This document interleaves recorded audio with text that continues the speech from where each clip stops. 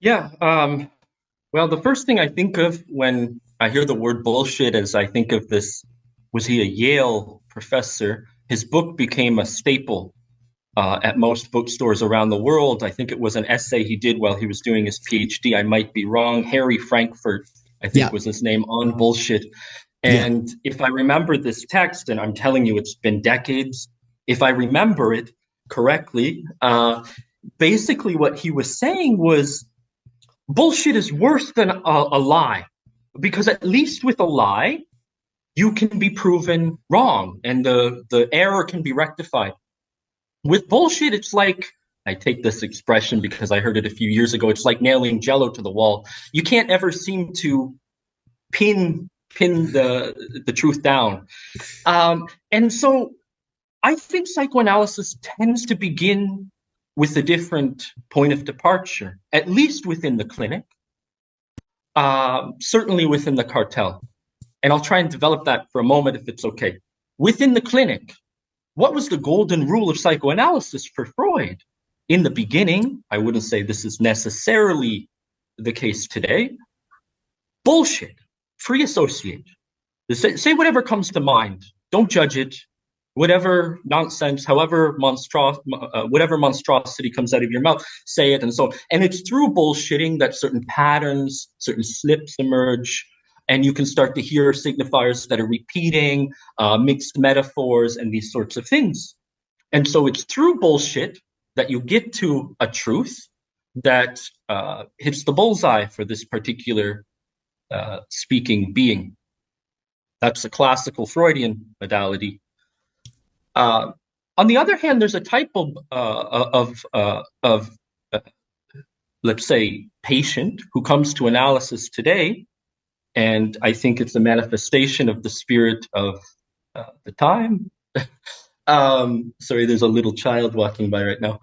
okay. Um, I'm staying in a guest house Oh, um, cool. where patients will come to analysis and they already know quite a bit. Uh, and so it's difficult to get them to stop bullshitting. And here, I think another type of bullshit needs to be invented, introduced. It's the bullshit of one's enjoyment, of nonsense, which isn't trying to string a narrative together in some conspiratorial manner or something like this, but is the nonsense that's unique or particular, perhaps singular is a better word, to each speaking being, which is something you can know. And I don't mean NO, it's KNO, which I think to some extent that's what we can go to analysis for. It's not simply to get to the truth of, the classical Freudian Oedipal sort of model. It's not entirely true for Freud, but it's how we tend to present Freud, at least a lot of theorists in the early to middle Lacanian period will, in the Marxian milieu and so on. I'm not saying all of them, but a lot of them will present a Lacan of the unconscious structured like a language, which is an unconscious that is, well, let's make it really simple. Slavoj Žižek describes it as a domain of unknown knowns. Takes that from Donald Rumsfeld. The things you don't know, you know. And it's through slips of the tongue, whatever, parapraxis, that you can get to this latent meaning that can be unearthed. This is the truth that some people imagine, you're supposed to be getting at in analysis. This is an understanding of interpretation that's quite classical. And it's a classical understanding of ideology. I'll give you an example from Žižek. Again, I'm in my hysterical mode right now. Žižek was, of course, he used to call me his slave, So, Žižek will say, for example, uh, he'll give the example from the film They Live. If you've seen this film, you put on the glasses of ideology critique, you see the meanings that are inscribed in the world that are sort of latent determinations, what sociologists call social structure and this sort of stuff. That's very classical Freudian. That's the sort of interpretation that Freud warned us against already in 1899 in his book on dreams when he said analysts have accustomed themselves now to interpreting the latent content, but they're not interested in looking at, he called it the singular structure of the dream.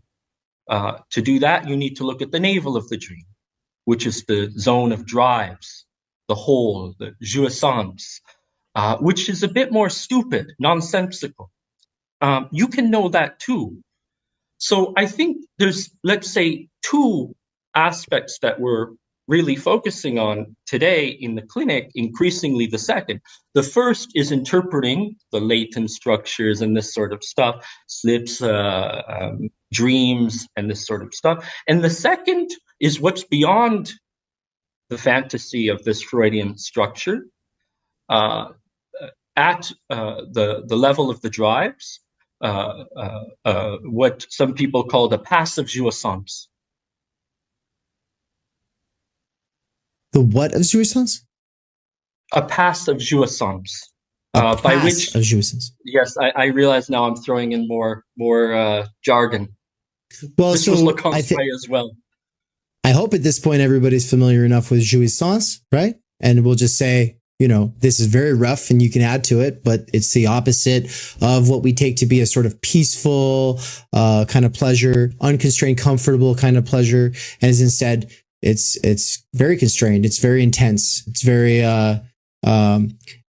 potentially unbearable or upsetting, but we need it in various ways, right? And so that can manifest for you in road rage, gambling, binge eating, whatever, all kinds of ways, right?